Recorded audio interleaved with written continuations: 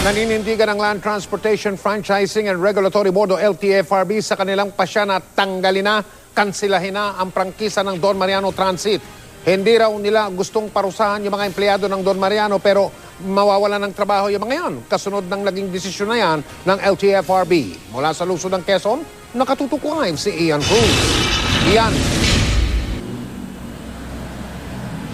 Yes, Mike, kaya naman na dumaraing nga ang mga empleyado ng Don Mariano Transit. Sana raw i-considera muna ng LTFRB ang kanilang desisyon na huwag buong fleet ang tanggalan ng prangkisa.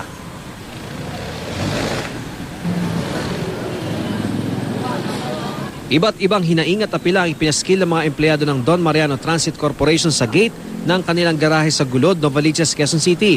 Maraming mga empleyado ang nasa garahe dahil kinausap daw ng management ang konduktorang si Beverly Vaporoso ang nagsulat ng karamihan sa mga ito. Yan po ang bugso ng aming mga puso bilang isang empleyado at gusto po namin iparating sa LTFRB at saka sa presidente po na ito na po ang pagkakataon na matulungan niya po kami.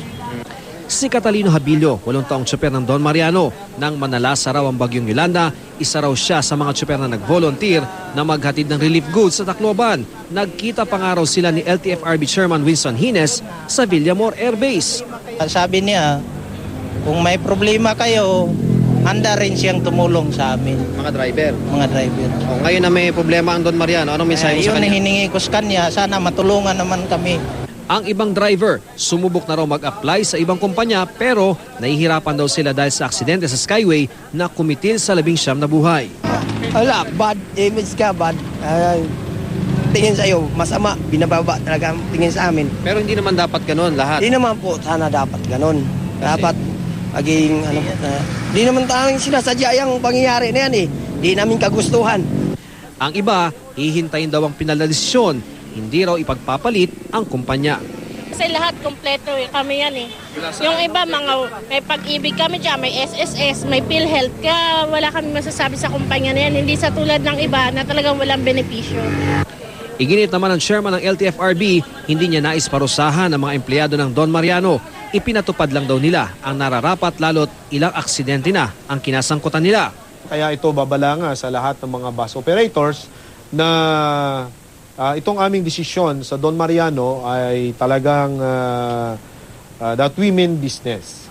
Sabi pa ng LTFRB, maaari pa raw ibenta at magamit ng ibang kumpanya ang bus ng Don Mariano, lalo na yung mga bago at roadworthy na units. Kahit pa nga raw sister company ng Don Mariano, pwedeng bumili at magamit muli. Asahan naman daw na bubusiin nila ang bentahan. Pwedeng pampalit lamang dun sa mga luma ng mga bus ng mga other bus companies. Kaya titingnan namin kung talagang kung sino ang magiging bagong magmamay-ari nito ay may sapat na kapasidad financially and physically yung kanilang mga garahe at mga equipment para i-maintain ng maayos. Hindi yan po pwede na without the knowledge of LTFRB ay magagamit na yan ng ibang companies. Nakuna naman namin ang mahigit 150 yellow plates ng kinansilang buong fleet ng Don Mariano. Hawak na ito ng LTFRB, sumula nang sumailalim sila sa preventive suspension. Sakaling maging final na ang desisyon ukol dito, wawasakin na raw nila ang mga plaka. Kaya kung mabibili ng ibang kumpanya ang matitinong units ng Don Mariano, if they sell it sa iba pong bus companies for let's say dropping and substitution, mahihirapan po sila because sa modernization program po ng LTFRB, kailangan po lahat po ng i-replace ninyong unit is brand new. Dito po, doon ho sa 78 units na nakansela, wala naman hong brand new ron. So mahihirapan hong marehistro yun under LTFRB to actually service the public.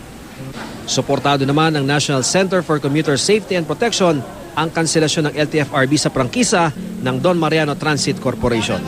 Na kailangan magkaroon ng standardization sa lahat ng uri ng public transport. Gaano ba kalaki ang mga upuan? Gaano ba kalaki ang aisle?